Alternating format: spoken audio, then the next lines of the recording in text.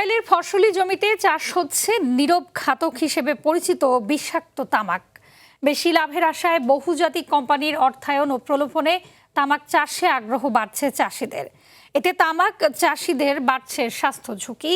অন্যদিকে কৃষকদের প্রলোভনের বিষয়টি স্বীকার করেছে খোদ কৃষি বিভাগও। টাঙ্গাইল প্রতিনিধি কামাল হোসেনের রিপোর্ট, জানাচ্ছেন লামিয়া তানজিন মাহমুদ।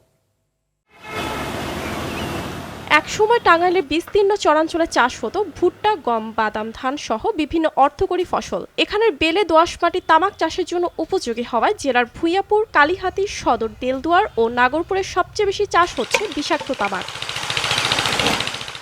নিজস্ব প্রতিনিধির মাধ্যমে স্থানীয় কৃষকদের তামাক চাষে উদ্বুদ্ধ করছে বহুজাতিক তামাক কোম্পানিগুলো। সরকারিভাবে কোনো তৎপরতা না থাকায় বেশি লাভ ও অর্থের প্রলোভনে কৃষকেরাও আগ্রহী হয়ে উঠছেন তামাক চাষে। পাতার আকার ও সংরক্ষণের প্রকারভেদে দাম নির্ধারণ করে কোম্পানি। এদিকে চর্মরোগ থেকে শুরু করে ক্যান্সারের মতো মরণঘাতী রোগে আক্রান্ত হওয়ার সম্ভাবনা থাকার পরেও লাভের আশায় বিষ চাষ করেই যাচ্ছেন কৃষকেরা। কোম্পানি খরচ দেয়, আমরা তামাক বনি বালি মাটি থেকে হয় না, ওই তামাক আবাদ করি আমরা। তামাক বেশ মোটামুটি ভালো। এই বছর আমি তামাক চাষ করছি, আমি আশাবাদী এই চাষে আমার লাভবান হবে। ধানের লাভবান কম হয়, এই তামাকে একটু লাভ বেশি হয়। চাষিদের বিভিন্ন ধরনের প্রলোভন দেওয়ার কথা স্বীকার করলেন কৃষি সম্প্রসারণ অধিদপ্তরের এক কর্মকর্তা।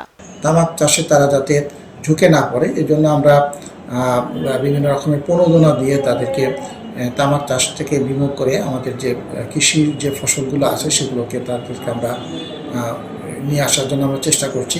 নিজেদের জমি, স্বাস্থ্য ও ভবিষ্যৎকে ঝুঁকির মুখে ঠেলে দিয়েও কৃষকরা এখনও লাভের আশায় তামাক চাষে বাধা হয়ে আছেন।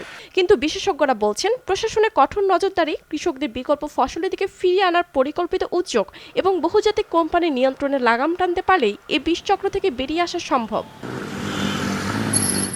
লামিয়া তানজিন মাহমুদ, RTV।